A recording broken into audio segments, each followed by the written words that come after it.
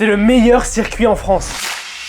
Je parle du circuit du Castellet, aussi appelé circuit Paul Ricard, qui accueillait jusqu'à il y a quelques années le Grand Prix de France de Formule 1. Mais si tout le monde a déjà entendu parler de ce circuit, est-ce que vous connaissez vraiment son histoire? Il a été construit en 1969 à la demande de Paul Ricard, celui qui a créé la fameuse boisson Ricard. Et il a choisi cet emplacement parce que la météo est souvent bonne, donc c'est idéal pour les essais. Et pour l'aider à concevoir le tracé, il a demandé à deux pilotes, Jean-Pierre Beltoise et Henri Pescarolo. Les premières activités démarrent en 1970 et c'est en 1971 qu'a lieu le premier Grand Prix de Formule 1. Et on va parler de 10 anecdotes que vous ne connaissez pas sur ce circuit. La première, c'est que c'est pas juste un circuit de course, c'est aussi un laboratoire qui sert à de nombreuses marques pour faire leurs tests sur de futurs modèles. Et pour faciliter les allers-retours, le circuit a son propre aéroport. La deuxième, c'est que si Paul Ricard a créé ce circuit, c'est pas uniquement parce qu'il est amoureux de l'automobile. Il voulait faire du sponsoring et de l'événementiel avec cet endroit. Numéro 3, le tout premier Grand Prix de Formule 1 sur le circuit du Castellet a eu lieu en 1971.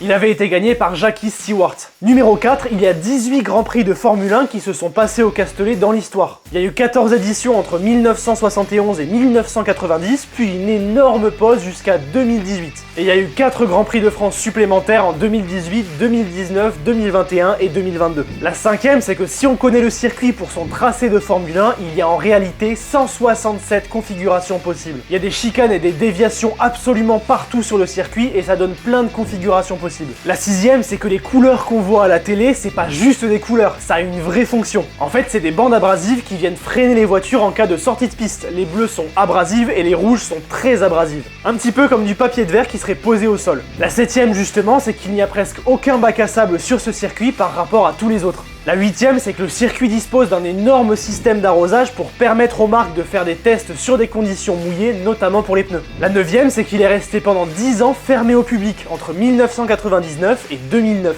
Et la dixième, c'est que si le Grand Prix de Formule 1 ne passe plus sur le Castellet, il y a toujours le Grand Prix historique qui est incroyable à voir là-bas. Et vous, dites-nous en commentaire quel est votre circuit préféré en France.